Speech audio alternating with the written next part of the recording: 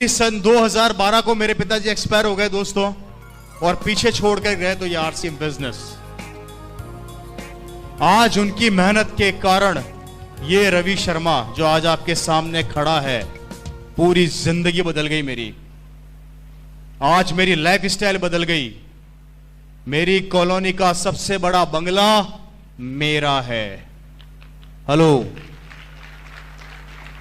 मेरी कॉलोनी का सबसे बड़ा बंगला मेरा है आरसीएम के कारण। मेरी कॉलोनी की सबसे लंबी कार मेरे पास है आरसीएम के कारण। हेलो, महीने के 15 दिन 32,000 फुट की ऊंचाई के ऊपर लंच, ब्रेकफास्ट और डिनर करता हूं मेरे दोस्त। 32,000 फुट की ऊंचाई, समझ गए? समझ गए? ये जिंदगी इस बिजनेस ने मेरे पिताजी की मेहनत के कारण मेरे को दी। आज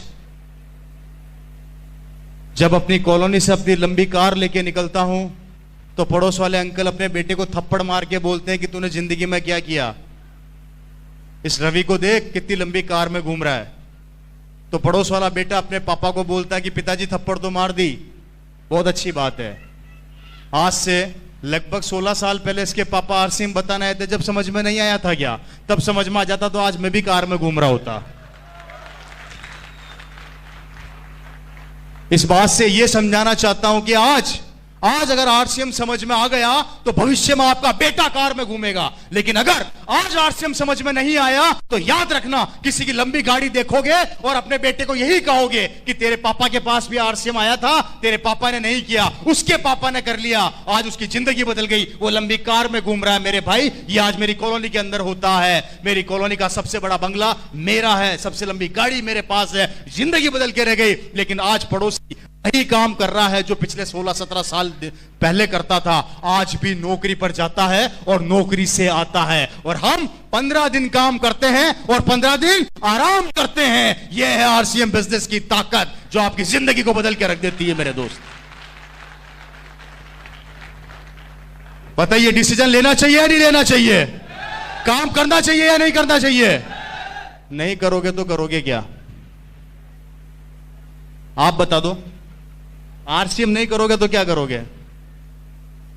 जो कर रहे हो वही करोगे, राइट? और जो कर रहे हो उससे जिंदगी बदलती है तो मैं खुद कहता हूं आरसीएम मत करो। लेकिन अगर उससे जिंदगी नहीं बदलती है तो मैं कहता हूं कि आरसीएम कर लो। खोने के लिए कुछ नहीं है, पाने के लिए बहुत कुछ है। आपको करोड़ों रुपए नहीं लगाने, आपको अरबों रुपए नहीं लगाने, आपको कुछ भी नहीं लगाना, आपको डिसीजन बदलना है। मेरे दोस्तों, बचपन से हल्दी, धनिया, मिर्ची, तेल खाते आ रहे हैं। बचपन से हमारे खरीदा, हमारे से पहले हमारे दादा ने खरीदा, उनके परदादा ने खरीदा। आज तक जो भी सामान खरीदते आ रहे हो, किसी न किसी को करोड़पति बनाते जा रहे हो। सही कह रहा हूं या गलत कह रहा हूं जी? कहां से लेके आते हो सामान? बाजार से। थोड़ी सी पिक्चर दिखाता हूं, थोड़ी सी ध्यान से देखिएगा। इसको आगे आ जाएगा एक बार, इसको आगे ले आइए। भैया, नींद तो नहीं आ रही है आप लोगों को? बात समझ में आ रही है कि नहीं आ रही है मेरी? हेलो, आपको इसका थोड़ा सा मार्केटिंग प्लान समझाने की कोशिश कर रहा हूं, ध्यान से देखिएगा, बड़ी प्यारी चीज है। आप लोगों को यह बताया गया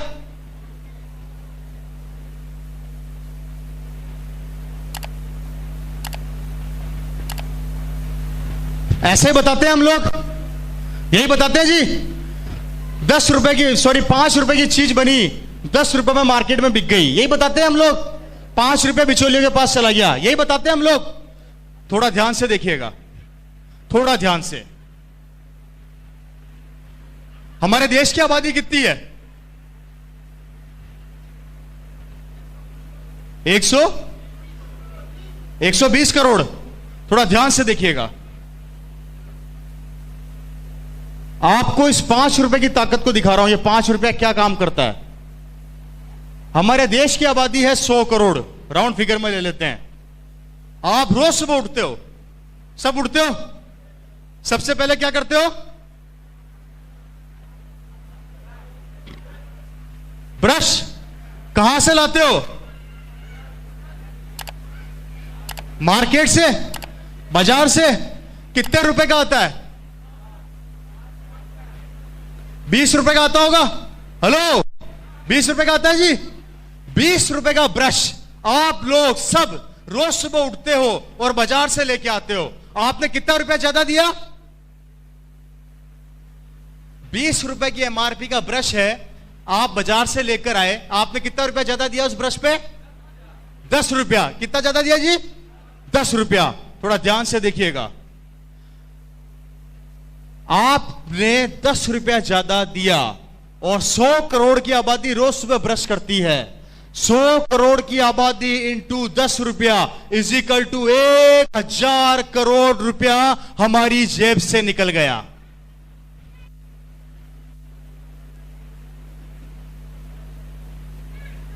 कैसा लगा? आप ब्रश खरीदा है तो उसके ऊपर क्या लगाओगे? पेस्ट। पेस्ट कहां से लेके आते हो? बाजार से। 30 रुपए का पेस्ट आता है, 15 रुपया ज्यादा दिया और वही 100 करोड़ की आबादी ने फिर ब्रश किया। 15 रुपया इज इक्वल टू 1500 करोड़ रुपया हमारी जेब से फिर निकल गया। कैसा लगा भाई? बात समझ में आ रही है कि नींद आ रही है भाई? है जी? आ रही है ना? कितना रुपया निकला? आप नहाते भी होंगे, साबुन कहां से लाते हो? फिर बाजार से लेके आते हो। मेरी बात को ध्यान से समझना मेरे भाई, हम सुबह से शाम तक कम से कम हजारों प्रोडक्ट बाजार से लेकर आते हैं, जिसका नतीजा देखो क्या होने वाला है। 100 करोड़ की आबादी साबुन बाजार से लेके आती है। अगर 20 रुपए का साबुन आता है तो आपने फिर 10 रुपया ज्यादा दिया, इज इक्वल टू 1000 करोड़ रुपया। इससे आगे नहीं बताऊंगा। अगर सारे दिन की कैलकुलेशन बता दी तो पागल हो जाओगे।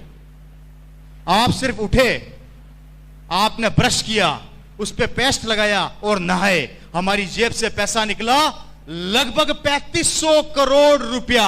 और ये 3500 करोड़ रुपया निकल के इन बिचौलियों की जेब में चला गया, जिसका नतीजा है ये लोग बड़े बड़े बंगलों में रहते हैं, बड़ी बड़ी गाड़ियों में घूमते हैं, इनके बच्चे बड़ी बड़ी स्कूलों में पढ़ते हैं, ये लोग विदेशों की यात्रा करते हैं। गरीबी क्या होती है इन्हें नहीं पता होता। इनके बच्चे बड़ी बड़ी स्कूलों में जाते हैं, ये जिस चीज पे हाथ रखते हैं इनकी हो जाती है। और आप और मैं जो इनको ये करोड़ों रुपया देते हैं, यहीं पे पड़े पड़े सड़ते रहते हैं, मरते रहते हैं, समझौता करते रहते हैं, लोगों के आगे गिड़गिड़ाते रहते हैं, भीख मांगते रहते हैं, रिक्वेस्ट करते रहते हैं, उधार मांगते रहते हैं, लोन मांगते रहते हैं और लोन चुकाते चुकाते एक दिन भगवान को प्यारे हो जाते हैं। यह है हमारे मार्केट का कड़वा सत्य, जिसे हम नहीं समझना चाहते।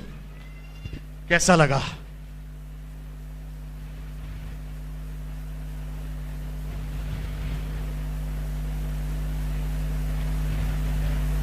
मुझे बताया गया था कि यहां के लोग भाषा नहीं समझते, कोई रिएक्शन आएगा नहीं, तो मतलब सही बात है क्या? इतना सन्नाटा क्यों है भाई? है जी? कैसा लग रहा है? मेरी बात को ध्यान से सुनिएगा।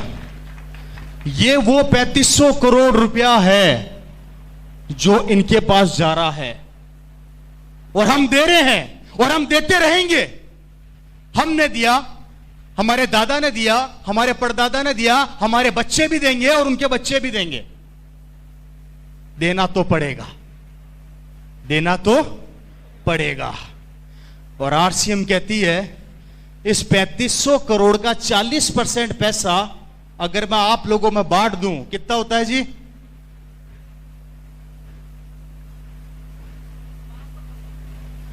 राउंड फिगर में ले लेते हैं 1200 करोड़ रुपया। ये 1200 करोड़ रुपया अगर आरसीएम हम लोगों में बांट देती है तो हमें कहा जाता है हम पागल बनाने आ गए हैं, और दुकान वालों को कहा जाता है कि वो पागल नहीं बना रहे हैं। अब दिमाग खुद लगा लो कि पागल कौन बना रहा है।